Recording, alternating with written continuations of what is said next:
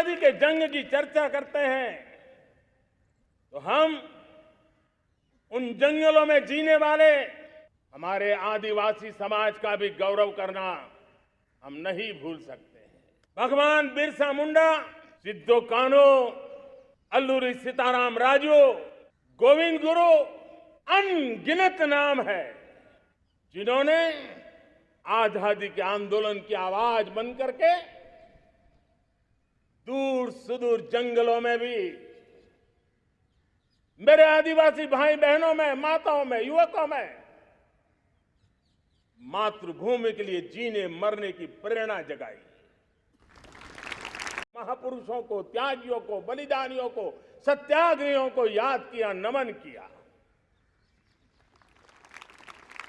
अमृत महोत्सव के दरमियान इन सभी महापुरुषों को नमन करने का अवसर रहा। कल 14 अगस्त को भारत ने विभाजन विभीषिका स्मृति दिवस भी बड़े भारी मन से हृदय के गहरे गांवों को याद करते हुए उन कोटि कोटि जनों ने बहुत कुछ सहन किया था, तिरंगे की शान के लिए सहन किया था, मातृभूमि की मिट्टी से मोहब्बत के कारण सहन किया था और धैर्य नहीं खोया था। भारत के प्रति प्रेम ने नई जिंदगी की शुरुआत करने का उनका संकल्प नमन करने योग्य है, प्रेरणा पाने योग्य है। आज जब हम आजादी का अमृत महोत्सव मना रहे हैं तो पिछले 75 साल में देश के लिए जीने मरने वाले, देश की सुरक्षा करने वाले,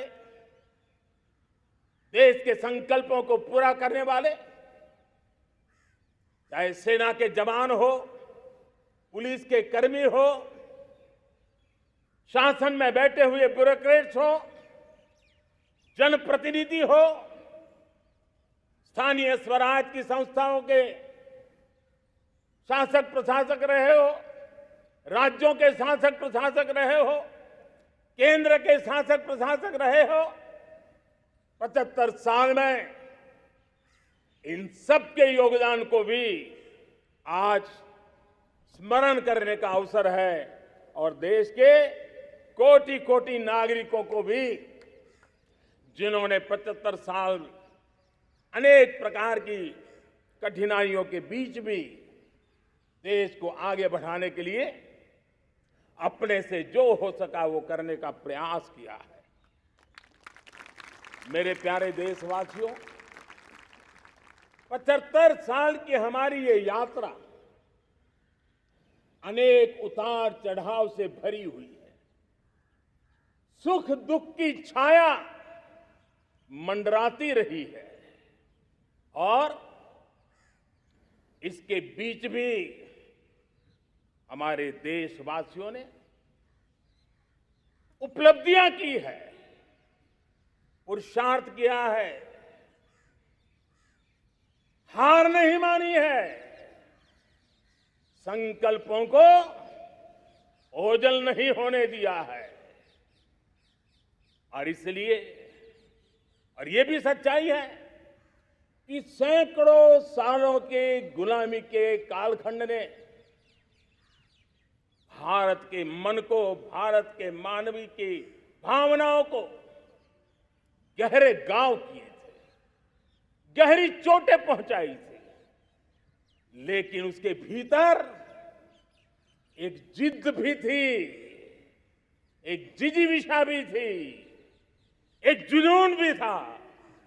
एक जोम भी था। और उसके कारण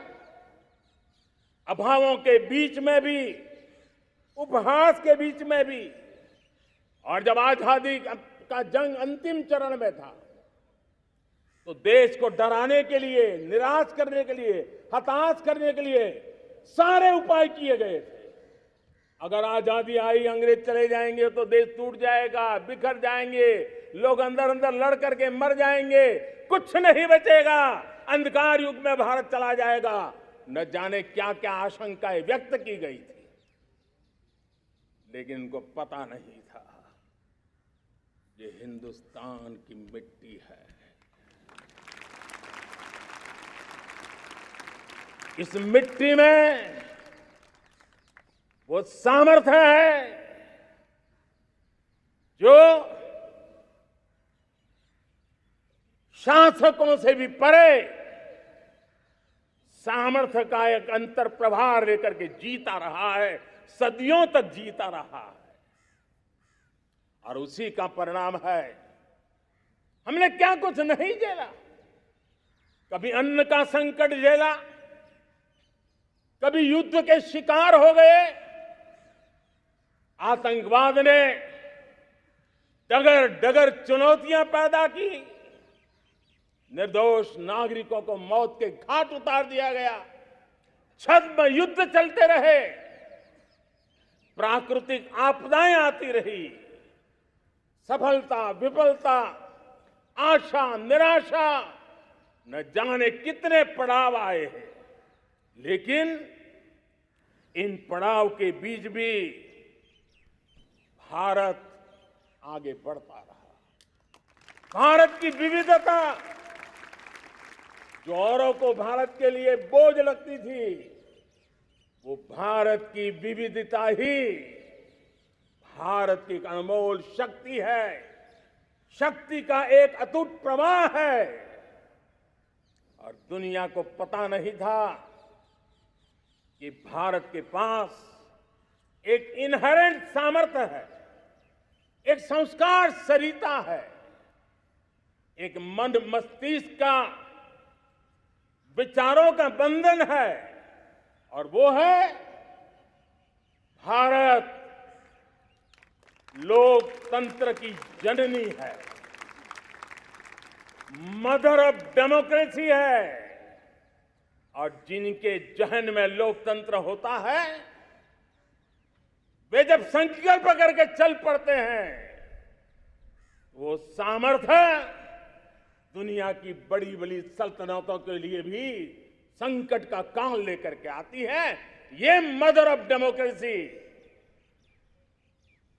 ये लोकतंत्र की जननी हमारे भारत ने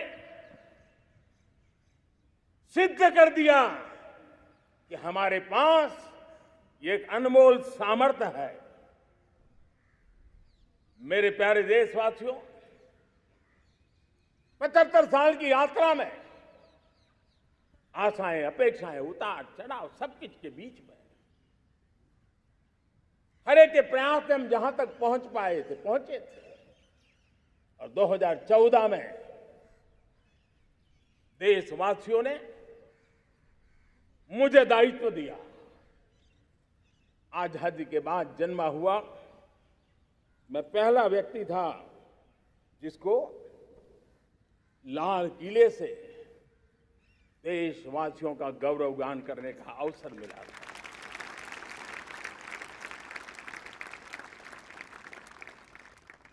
लेकिन मेरे दिल में जो भी आप लोगों से सीखा हूं, जितना आप लोगों को जान पाया हूं मेरे देशवासियों, आपके सुख दुख को समझ पाया हूं, देश की आशा अपेक्षाओं के भीतर वो कौन सी आत्मा बसती है, उसको जितना मैं समझ पाया हूं, उसको लेकर के मैंने अपना पूरा कालखंड देश के उन लोगों को एम्पावर करने में खपाया। मेरे दलित हो, शोषित हो, पीड़ित हो, वंचित हो, आदिवासी हो, महिला हो, युवा हो, किसान हो, दिव्यांग हो, पूरब हो, पश्चिम हो, उत्तर हो, दक्षिण हो, समुद्र का तट हो, हिमालय की कंदराएं हो, हर कोने में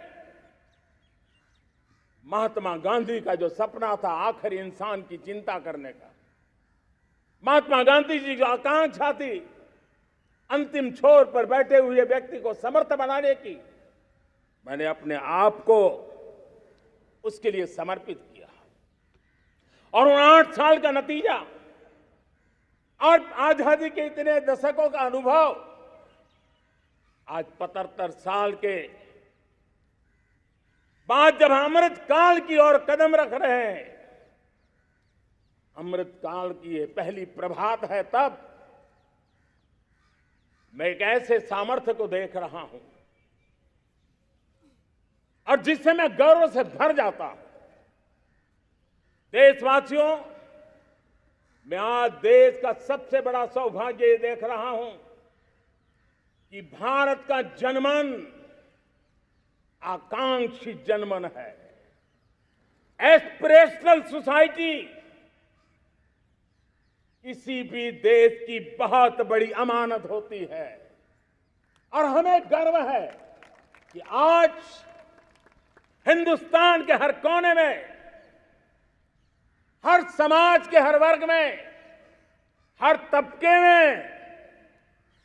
आकांक्षाएं उफान पर है। देश का हर नागरिक चीजें बदलना चाहता है, बदलते देखना चाहता है, लेकिन इंतजार करने को तैयार नहीं है, अपनी आंखों के सामने देखना चाहता है, कर्तव्य से जुड़ करके करना चाहता है, वो गति चाहता है, वो प्रगति चाहता है। 75 साल में संजोए हुए सारे सपने अपने ही आंखों के सामने पूरा करने के लिए वो लालायित है, उत्साहित है, उतावला भी है। कुछ लोगों को इसके कारण संकट हो सकता है, क्योंकि जब एस्पिरेशनल सोसाइटी होती है तब सरकारों को भी तलवार की धार पे चलना पड़ता है, सरकारों को भी समय के साथ दौड़ना पड़ता है। और मुझे विश्वास है, चाहे केंद्र सरकार हो, राज्य सरकार हो, स्थानीय स्वराज की संस्थाएं हो, किसी भी प्रकार की शासन व्यवस्था क्यों न हो, हर किसी को इन एस्पिरेशनल सोसाइटी को एड्रेस करना पड़ेगा। उनकी आकांक्षाओं के लिए हम ज्यादा इंतजार नहीं कर सकते। हमारे इस एस्पिरेशनल सोसाइटी ने लंबे अरसे तक इंतजार किया है, लेकिन अब वो अपनी आने वाली पीढ़ी को इंतजार में जीने के लिए मजबूर करने को तैयार नहीं है। और इसलिए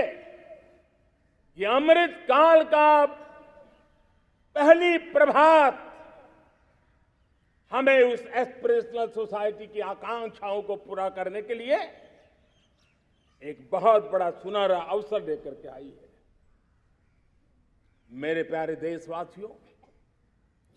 हमने पिछले दिनों देखा है, एक और ताकत का हमने अनुभव किया है, और वो है भारत में एक सामूहिक चेतना का पुनर्जागरण हुआ है। एक सामूहिक चेतना का पुनर्जागरण आजादी के इतने संघर्ष में से जो अमृत था, वो अब संजोया जा रहा है, संकलित हो रहा है, संकल्प में परिवर्तित हो रहा है, पुरुषार्थ की पराकाष्ठा जुड़ रही है और सिद्धि का मार्ग